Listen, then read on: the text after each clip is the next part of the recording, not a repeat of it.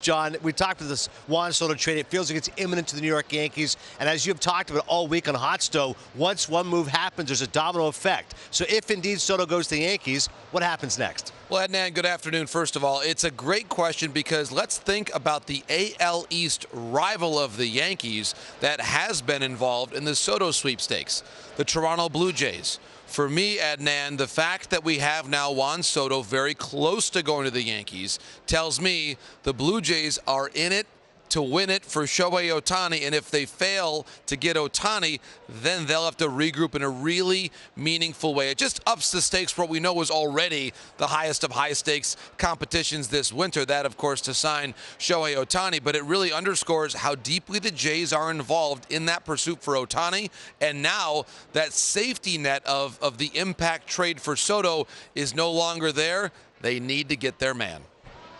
We shall see with regards to as far as the Blue Jays acquiring one of those big-time names. Meantime, Yoshinobu Yamamoto, the Yankees are in on him, the Mets are in on him.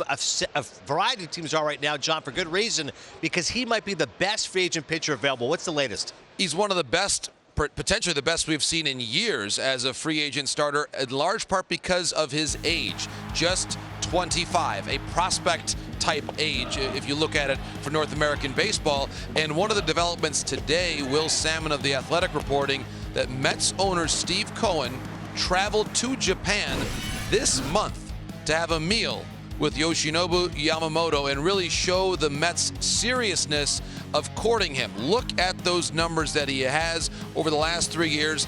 3 straight wins of the Sawamura Award in NPB, Adnan, which is the most esteemed award in Japanese professional baseball. I think Steve Phillips was right on. The Red Sox would love to get Yamamoto as well. We do believe the Yankees have been involved there.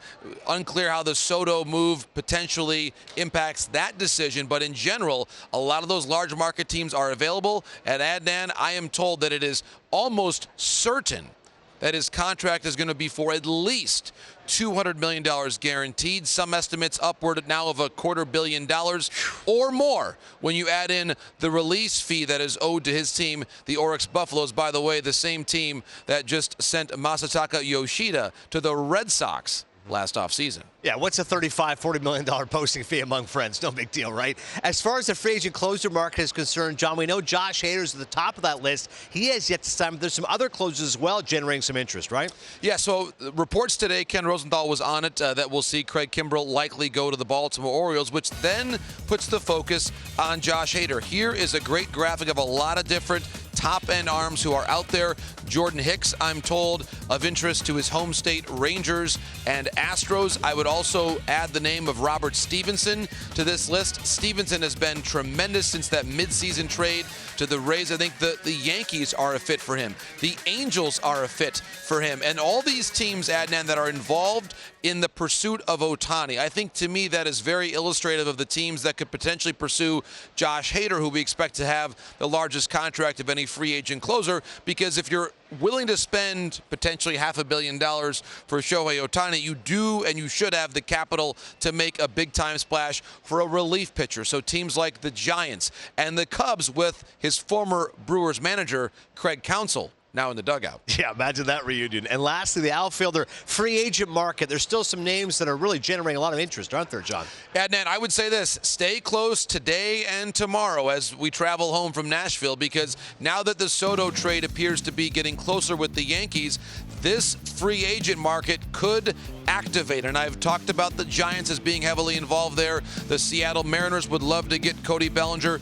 Jung-Hoo Lee is a great story, tremendous contact hitter. I've talked about him in the past, a little comparison to Ender Inciarte. He is coming over. He should be one of the most impactful players ever to arrive to North America from KBO. It's why this has been described, Adnan, as one of the best ever classes of players, in some ways the best ever, to come over from Asia to North America in a single baseball offseason. So stay close there. And certainly Lourdes Gurriel Jr. of interest to the Boston Red Sox. It was a great insight by Steve Phillips talking about the need for the Red Sox to add a bat.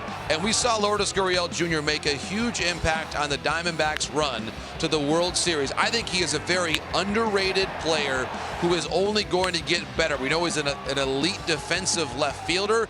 I think he would do tremendous damage at Fenway Park. So, of course, he began his Major League career in the AL East with the Blue Jays, and maybe his next stop could be back there with the Red Sox. Yeah, first-time All-Star for Gurriel, and if you're a fan of Prince, you're going to love the purple hair. JP Morosi, good stuff, my friend. Thank you.